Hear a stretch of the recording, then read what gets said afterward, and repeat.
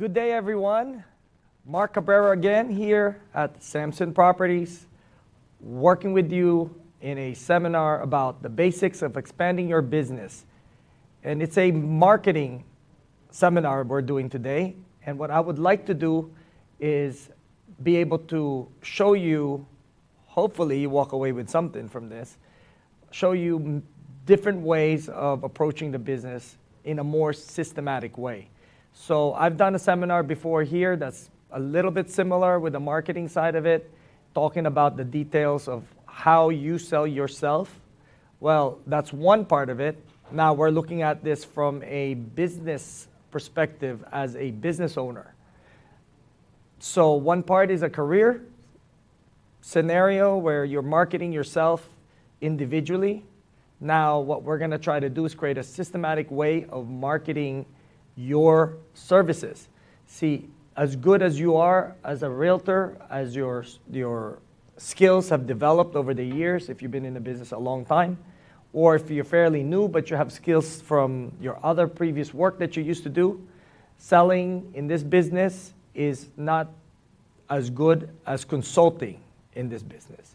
So when I look at our business, I look at our business as a profession, just like an attorney, just like a dentist, just like a lawyer, accountant, architect. When you come up to those people, they don't have to sell their business to you.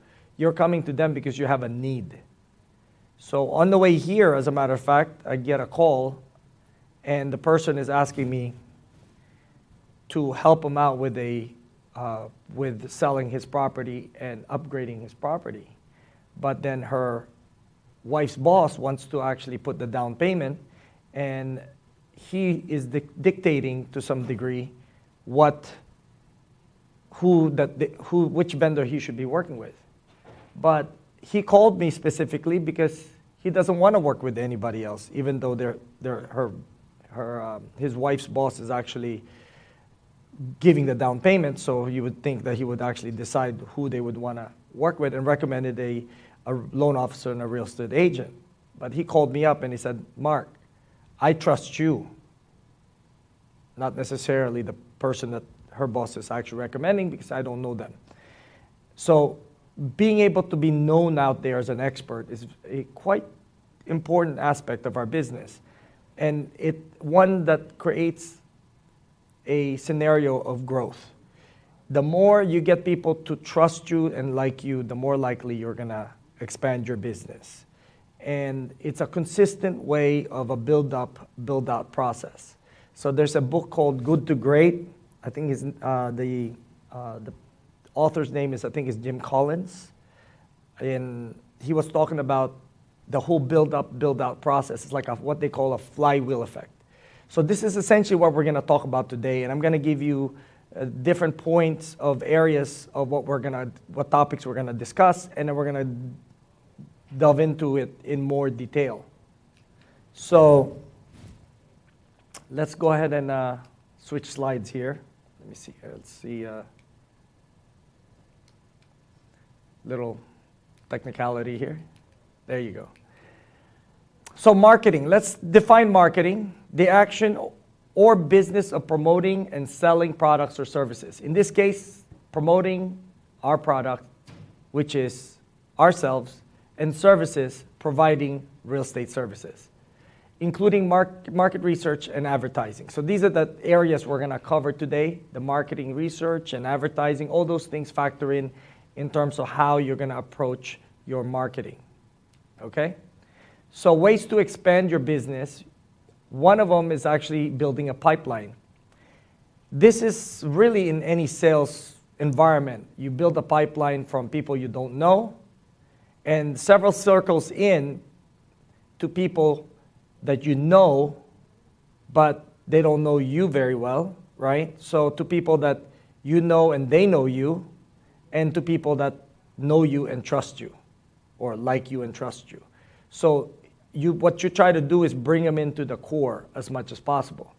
But remember, you don't bring in everybody to the core.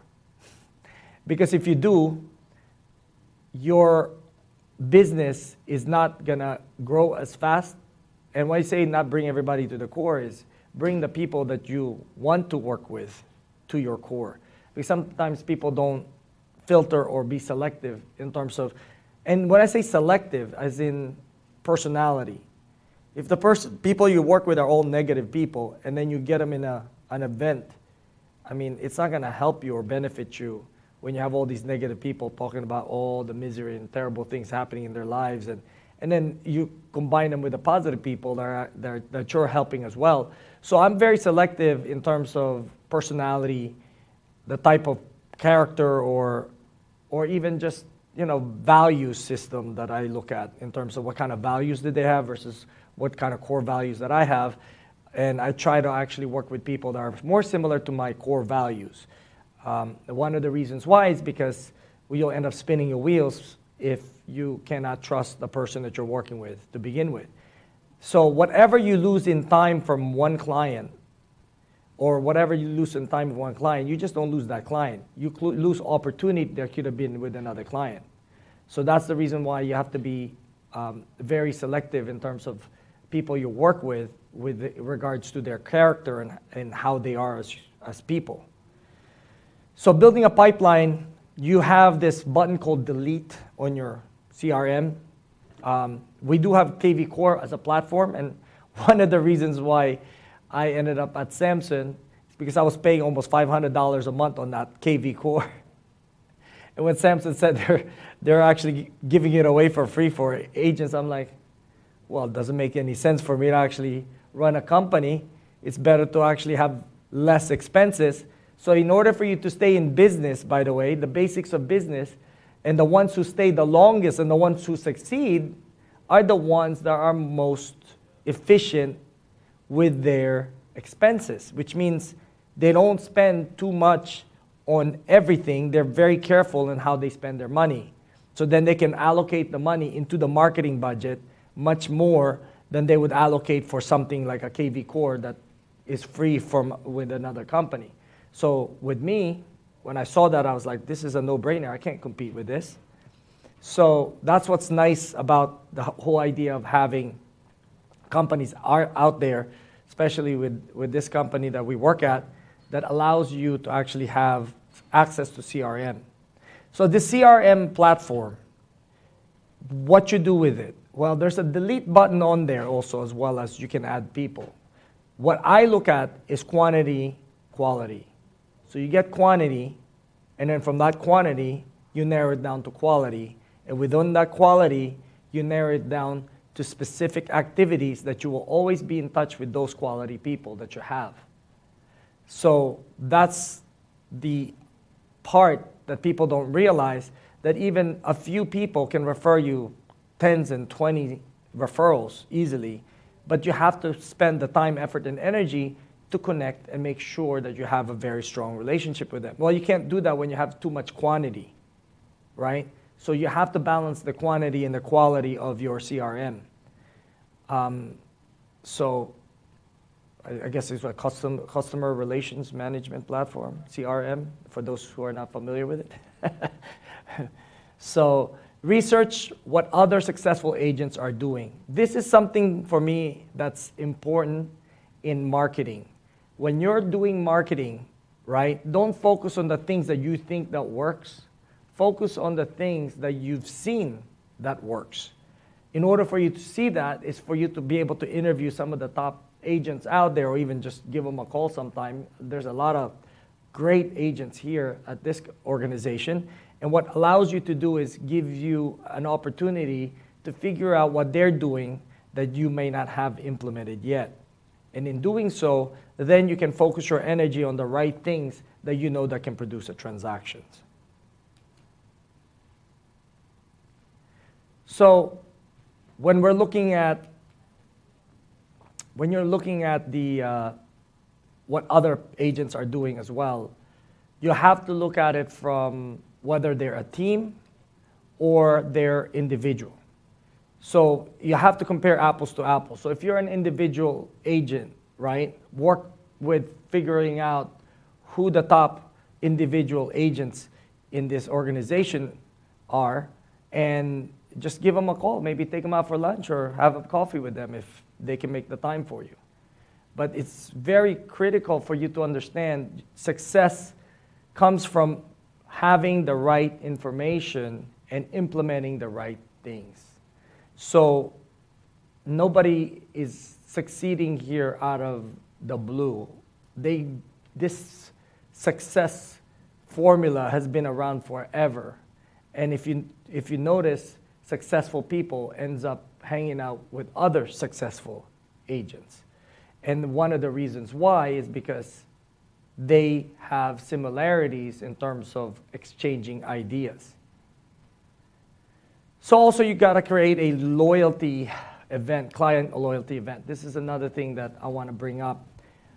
I don't know how many events you guys hold a year, but I tend to wanna hold one every quarter. So 4 times a year, which to me, some people think it's too much. For me, it's just a perfect balance of everything that I need to do, because I don't want to harass anybody calling them for no reason or calling them for selfish reasons. And when I say selfish reasons, some people call their past clients and call them about asking them if they know anybody looking to buy or sell.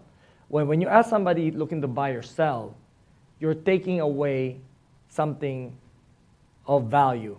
And what that is, it's time. You see, there's no value to anyone to refer you business unless you already inputted value into them for them to actually give you a referral. Which means if you've done a great job and they feel like they owe you because you've done such a great job for them, then they'll refer you business. It's okay to ask that.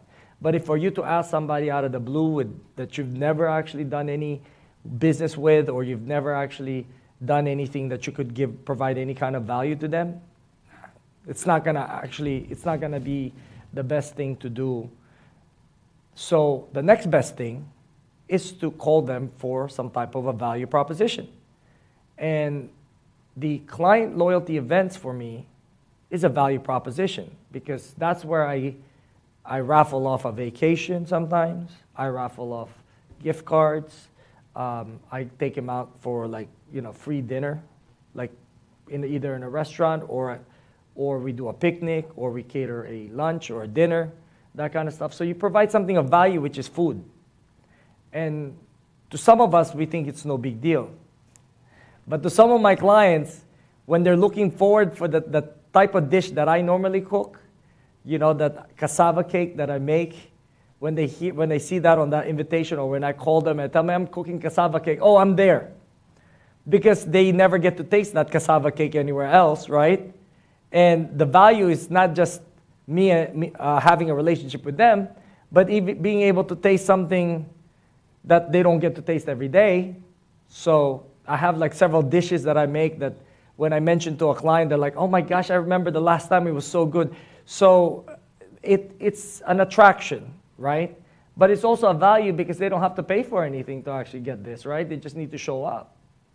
So it's like going to dinner, going to a restaurant, and not having to pay the bill, right? I mean, that's a value. So I cook for my clients. I'm a big fan of cooking. That's one thing that I really enjoy as much as a lot of other things that I do. But the point I'm trying to make to you, the client loyalty events will help you a lot on that part. So we're also going to talk about identifying future opportunities. This is quite important in a changing market like the way we have it. So this is something that I'm going to cover in a little while. And building an email list and creating an automatic system, an automated touchpoint system. KV Core has that. You can schedule your text messages. You can schedule, and what I've learned the hard way is certain companies like T-Mobile, where I actually have my account, they block my text messaging privileges for, I think, a week because I did mass texting on my phone. So just be careful, guys. Some of these network will cut you off if you did a mass text. And even the technicians over there didn't know, I don't know, never seen this before. I'm like, maybe because not a lot of people use their cell phone as a text messaging system. So now I'm going back into KV Core and doing it there instead of on my phone because it makes more sense. Otherwise, might lose my text privileges again and have to actually deal with that same issue. But for 1 week, I was receiving text message. I sent out a text message looking like it's going through. They never received the text. So the craziest thing about it, some people are like, I sent you a text, you didn't respond. And when I started hearing this, I was like, oh my gosh. So luckily my phone actually had dual SIM, so I used the other phone. And but then when I text them with the other phone, they're like, who's this? Showing up with a different phone number, right? So then I have to explain the whole thing. So mass texting is something that you could be doing, but try to do it through KV Core. It's a much better scenario. Just make sure you put your phone number and your name when you send a text, so then at least they know where to call you back on or text you back on. So cross-sell with your vendors. This is something that not a lot of people are doing as much. When I say cross-selling, is basically being able to offer business to get business, which means, hey, if you refer clients to me, that's great, and I'll be doing the same for your business. I'm going to refer clients to your business. And have some type of an arrangement like this, and it works very, very well because you cannot exchange anything of value, but there's nothing wrong with referring each other businesses, right? So that's really a direction that you could take. And then explore different industry applications of real estate, which means there's a lot of different ways for us to make money in this business. So if you notice that we have a commercial side at Samson, we also have a property management side of Samson. We have a lot of these different areas of real estate in general where you can really benefit from having multiple revenue stream in a market like this. So this year, I made a lot of my income from listing properties from investors. So I help an investor buy a property, so I make money from that. And then I help them sell that same property I sold 3 months prior, and I make money from that. But then I have 3 or 4 investors that are doing this with me, and they're buying 2, 3 properties. It's not a bad gig, right? But that's the business that I ended up getting into, because trying to write 10 offers on a property, trying to write 10 offers on 10 different properties for one client was actually beginning to kind of look at it I was starting to look at that and I'm saying, well, it's not a bad business, but then it's not as great either, because there's so much competitor on the retail market that on the off-market transaction seem like a better scenario to find opportunities. And these investors are finding the opportunities, and I'm just putting together the contract, literally. I'm not even looking for the off-market deals or transactions. And I pick up listings from that off-market transactions as well. So the ones that my investor doesn't want, I ended up listing the property for.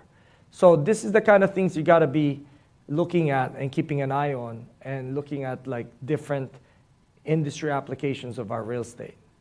And then create a group of agent referral system.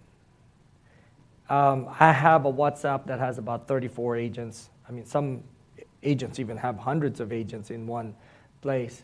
To me, it's a manageable amount of agents that you can like send out information with and express ideas back and forth, that kind of stuff, and direct message some of them that actually have really good ideas that you can implement. So the better the groups are, the better results you'll produce. So how to build a pipeline, right? This is one of the first ones I discussed with you guys earlier. Well, you start with a marketing system. So social media marketing, which is really big nowadays. Content to me is very important. But what good is the content if you don't have a search engine optimization system or company that's actually doing it for you to put it out there? So then you can produce results out of it, which means you can actually lead capture from your social media.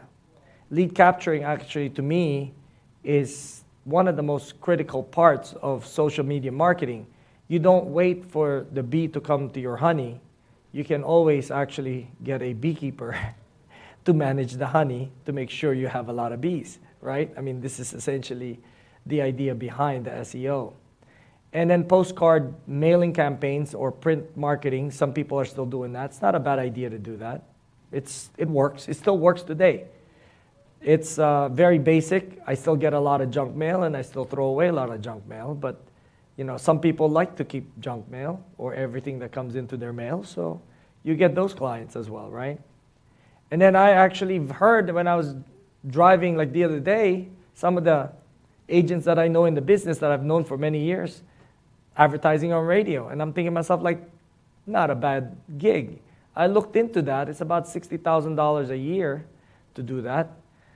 It's pretty expensive. For you to get there, I think you need to start with your own center of influence, your own social media, your own CRM, and really making sure that you've done all those parts that doesn't cost anything first before you start going into that.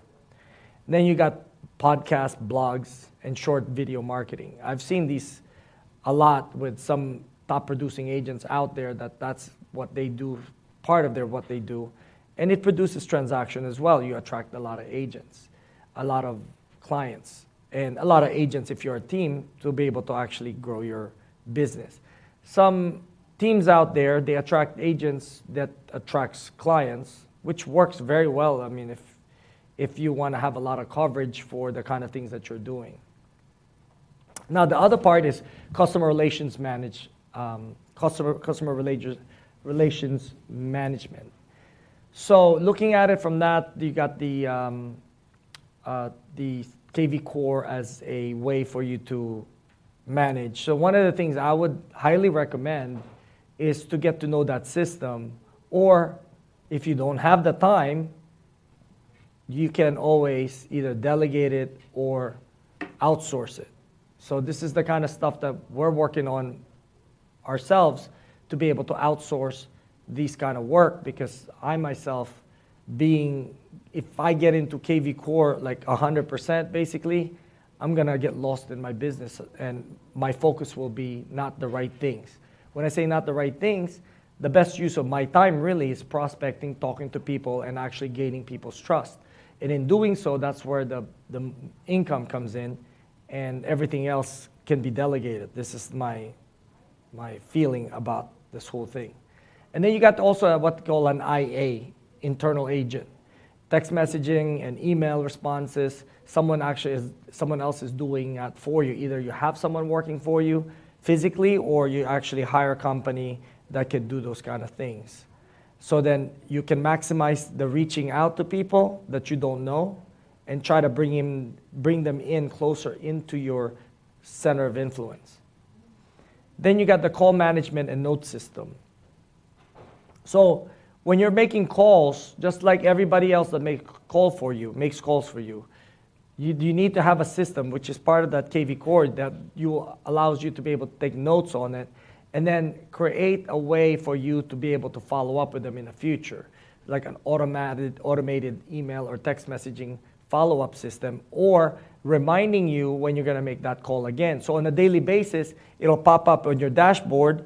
These are the people you need to call. And the more you implement this consistent way of doing business, the more likely your business is going to grow systematically.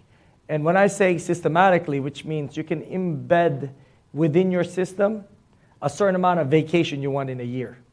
To me, if you want to be actually one of the best salespeople out there, try to be as relaxed as possible, because the more business you have, the more stressed out you get, and people can feel that, right? So I'm a firm believer of taking vacations. So last year I took 14 weeks. So, I mean, I just enjoy it, keep my stress level as low as possible, take it throughout the year, and making sure that my health is my number one priority, because this is who I'm selling. I'm selling my personality, and I'm selling my energy, the amount of energy I have in regards to being able to sit down with clients and be patient with them as well. So these are the things that are important. Automated property search, some of you guys, or most of you guys hopefully are utilizing that. That's the easiest part of the system.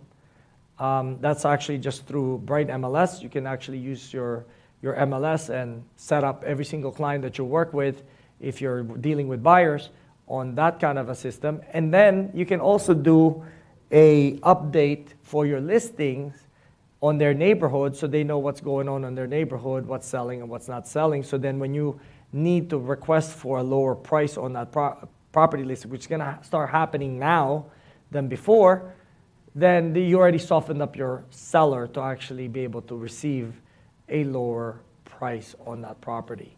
So if you're really thinking about the simplest way to sell your listings, right, is really boils down to two things. The price matching the condition. Two things. So if it's not selling based on the condition, or you're not getting enough people to show up at the property, then your price needs to be adjusted, right? This is like the basics of listing a property that you can sell. So the second part of it is condition. So if the seller doesn't want to change the price, right, but you're getting enough showing, but nobody's writing any offers, then must be the condition that needs to be adjusted. Price and condition, that's it. That's basically how I simplify it to my clients. So bottom line is we can sell any property from $0 to $500,000, whatever, right? In between that, there's going to be a buyer. So if you put that property for $1, I bet you're going to have multiple offers on that property. You're like practically giving it away. But as you go up on the price, there's more resistance, right? So that's natural. So this is the way I explain to my clients usually when we're dealing with that. So, and then also you got the transaction process system. The client follow-up is very important because you want to actually make sure that every transaction that you deal with, that the clients are happy with your service. How many times have I seen agents who are great at actually bringing in the business but cannot get repeat business because they're churning these people like cattle? They don't take care of them in terms of individually and making sure that they're getting the right service. So that's where the transaction coordination system actually comes in. So I'm really big in systems. One of the reasons why is because your systems make you more efficient, and in doing so that you're able to actually have more time to think. This is something that some of the top producers out there are lacking, time to think, because they're so busy actually trying to bring in transactions and making a ton of money. And what I've seen over the years with a lot of agents out there is they show off whatever they actually have, but in reality, they're miserable inside. That's basically, at some point, that was me. So that's why I know, because I've experienced that part of the business as well. So you're looking at also post-close follow-up system, which means basically if you're not doing any surveys at settlement, if I were you, I would do surveys. I mean, my survey sometimes slips off the table if it's so terrible that I've done a job. Very rare that happens, but you know, we're not perfect, right? No, I'm just kidding. But yeah, but you still need to go do a survey for every client that you deal with. So if you're not working on a survey at settlement, at the settlement table, that's the best time, by the way, to get any kind of survey or testimonial or anything. Why? Because the clients are happy. Yes. When your clients are happy, going to settlement and they feel relieved that they're getting the house and all that stuff, this is the moment where you want to capture maybe even 10, 15, 20 seconds and have a good video editor to make sure that it's actually perfect. So this makes a huge difference, I think. And then you got the referral systems. The referral systems actually incorporates the other stuff that I was mentioning to you. One of the referral systems that I use is what we call the housewarming party. I tend to, after settlement, throw a housewarming party for my client. Because then at that point, it's a marketing that I get to know every single person that they happen to know that are close to them. And in doing so, they're eating my food at that place. And since they're eating my food, and the owner knows that I'm the one who paid for it, they usually actually advertise you to everybody. Hey, this is my agent. You see, you're eating there. You know, he's the one who took care of this. This is what happens when you work with him. He actually takes care of you, right? So then you get referrals from that. It's a natural reciprocating scenario when you do something good for someone. They want to tend to actually do good for you as well. So let's talk about the CRM a little bit more here. Keep your leads organized on a funnel system. So make sure you know each and every person in your CRM. Otherwise, it's just a name and a number if you don't know anything about them, or if you didn't take good notes. Now, the funneling system allows you to actually understand that some of them could be a referral source. So that's the very, very top part of it, which basically the majority of them. So don't think of a person that's in your database, even if they're not ready. It doesn't mean they're not a good referral source. But if their attitude is horrible, like I told you earlier, I wouldn't want them in my database. I usually delete the people that have like horrible attitude. But if I know that they're going to be able to actually give something of value in terms of referring business to me, I keep them on my database. And not only I keep them on my database, I keep them close to my heart. Because I know, put it this way, we're all going to have 24 hours in our day. I want to spend time with the ones that are actually fun to be around.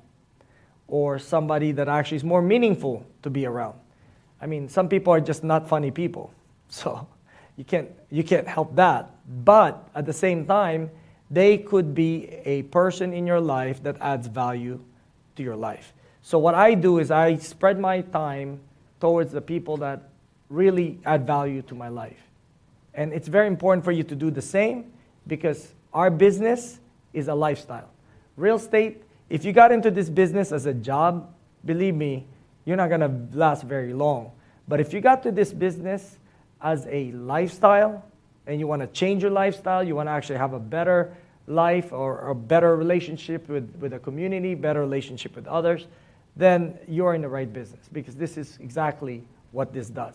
Every person that you help sell their house, every person that you help buy a house, every person that you actually help move into a house, you're the one who caused it. It's a major, major difference that you made in that person's life because they're acting upon something that they're going to be staying there for a year, 2 years, 5 years, or however long they're going to stay there. And you're the one who actually made that situation happen. And like I said, it helps to take notes on each conversation with your clients that you work with, your friends, anybody. And I actually use this thing called form. Form, sometimes they call it Ford, but form to me makes a difference because, like a form. It's family, occupation, recreation, and then whatever the message I'm actually trying to express to them. Whether I'm inviting them to an event or I happen to know someone that they know that actually is looking to buy a house, or if they happen to know anybody looking to buy a house. That message usually doesn't really go out there. They're the ones who ends up telling me a message if someone's looking to buy or sell a house because I've built up that relationship. And there's nothing wrong with that. Being systematic in the relationships that you have, people tell me it's like, oh, it's not natural. Well, making a ton of money either is not natural.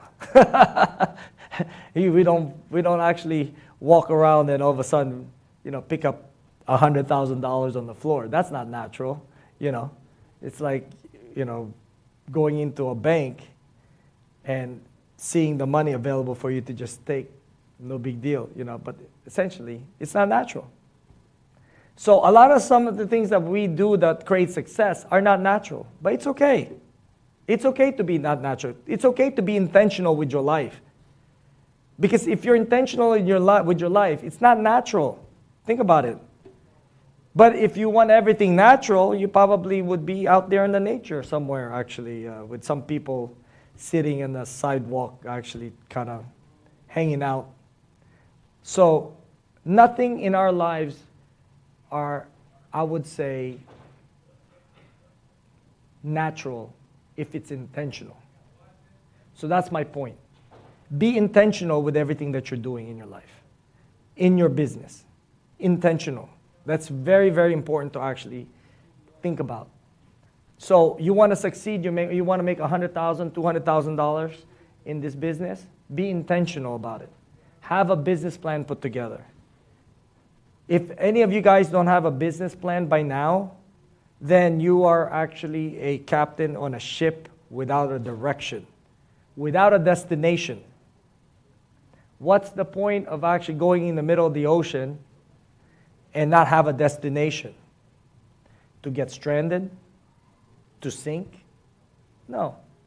You're eventually going to run out of food, almost guaranteed, unless all you're going to be eating is fish. So So the point I'm trying to make to you is be intentional with your business.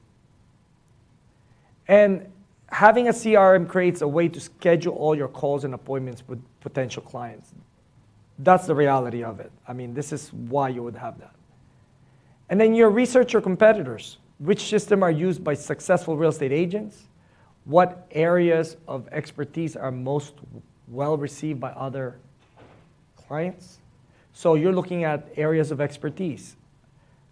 We're talking about getting certified in luxury marketing, let's say, or getting certified being an REO expert lister, or having a certification on distressed property. I mean, I've sold over I think 200 something short sales, where in the beginning in 2006 to 2008, the market wasn't even down yet. Some people are already short selling properties. I was taking them, and some agents don't even want them because it was too much work. I was looking at it as oh, is it too much work for you? Let me figure out how to make it less work, and I'll take it. I'll give you a 20% referral fee. 2008 came along, 8 agents left. 8 agents referred me 8 clients, closed. Half of them are short sales. People refer me short sales for a referral fee. I'll take it all day long. To me, the way I look at it, you gotta look at it from what others are doing and figure out a way for you to see the gap between the market and what others are not doing. That's where the money is. The money in this business is where everyone is going one direction and you're going another. And it's intentional you're going another because nobody's going that direction, and it's easier and there's no resistance. When I'm talking about resistance is you write one offer and there's 10 competing offers on that same offer that you just wrote. I mean, that's called resistance, because 1 out of 10 times you're going to get a ratified contract, right? And you spin your wheels with this client showing them so many houses, and you keep writing offers and offers and offers. And what's happening for the past 2 years, right? Well, I took a different niche. I picked up a different way of doing business. I picked up a way, to actually run my business a certain way. Other people actually set up teams and they make money from all the agents that work with them. Perfectly fine. That's your thing. I've done that myself. To me, it's too much stress because I'm like babysitting agents. It's like a daycare for adults. But adults are not retired adults. Adults, they're adults like you. So it makes it a little bit tricky for me. So I had to choose how I want my business model to look like. By researching my competitors, I understood exactly where the market is going.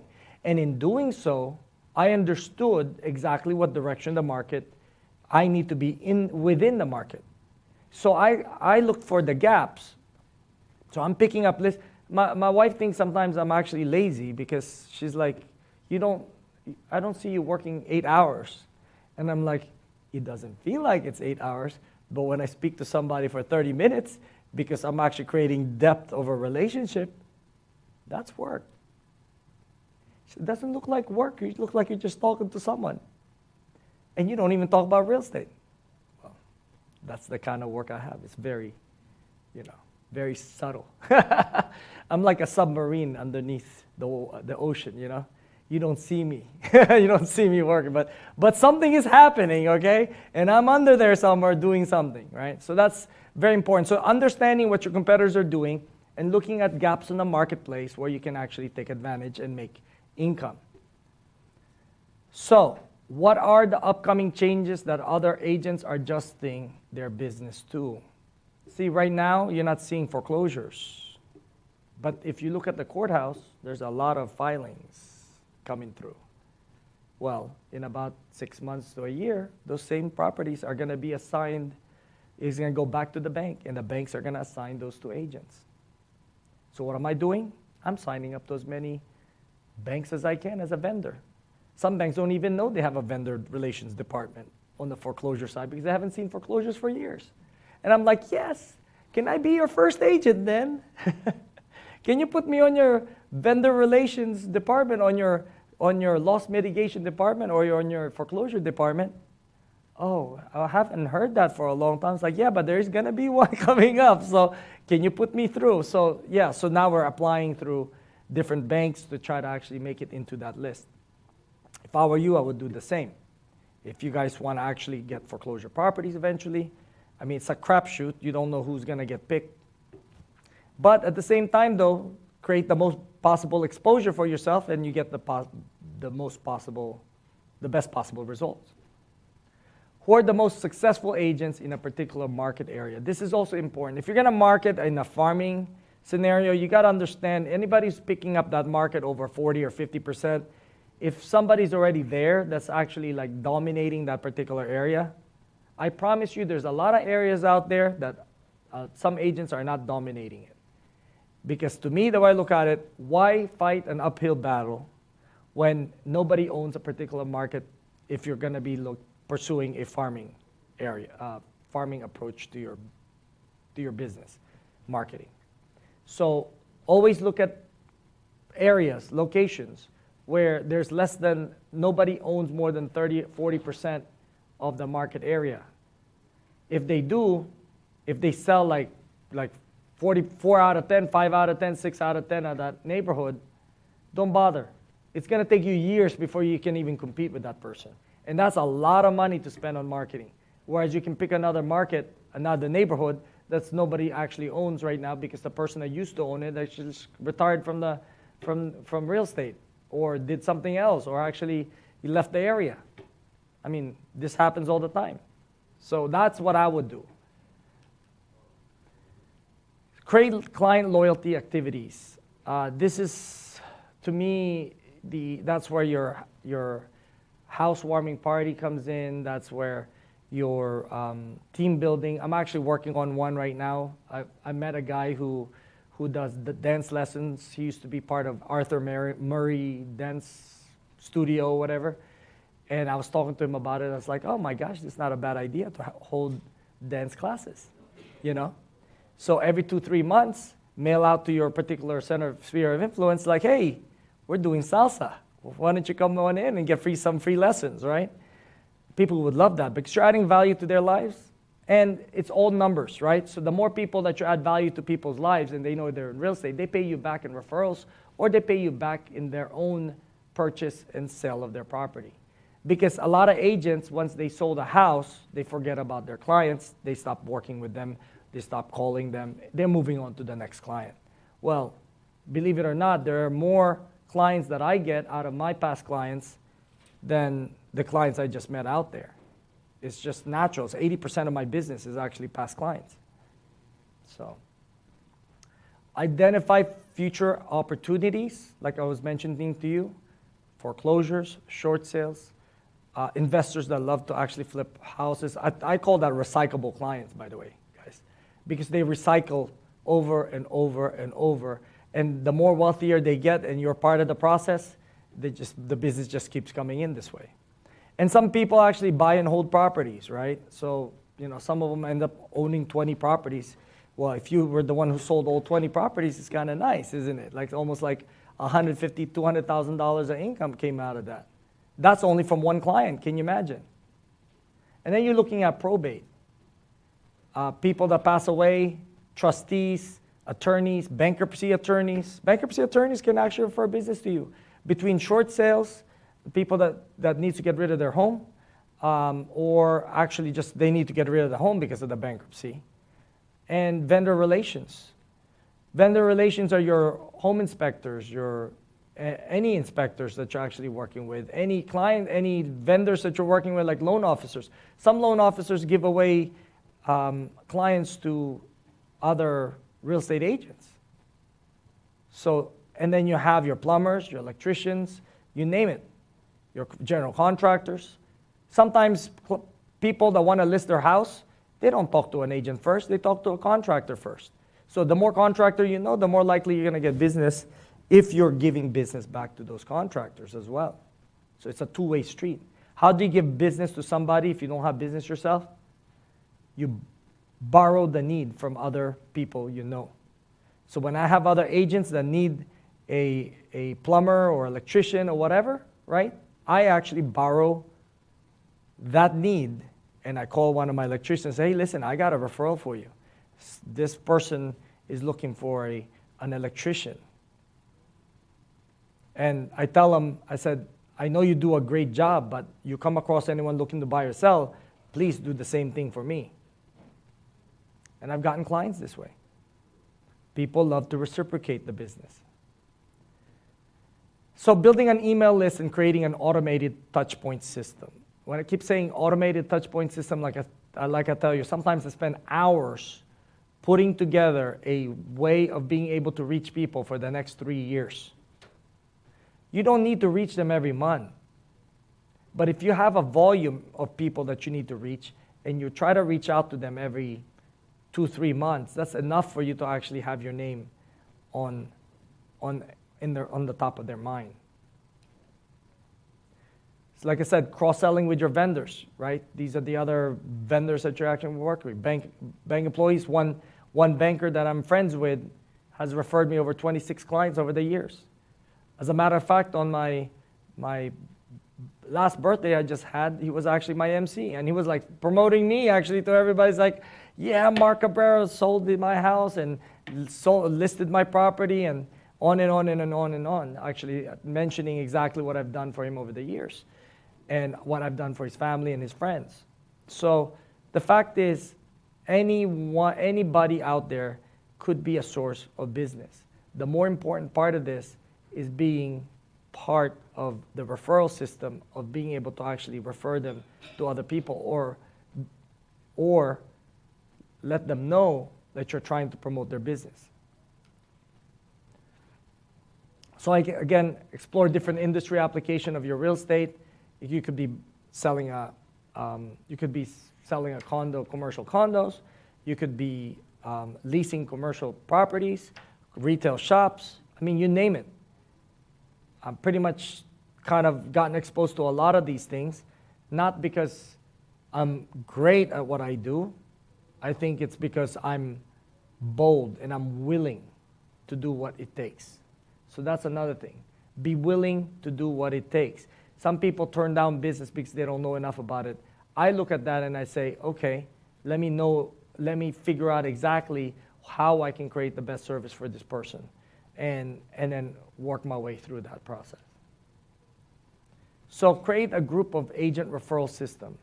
So like I told you before, we have a network on WhatsApp right now. I have another network I'm in. There we have over probably like 1,000 real estate agents, but most of them are in the Philippines.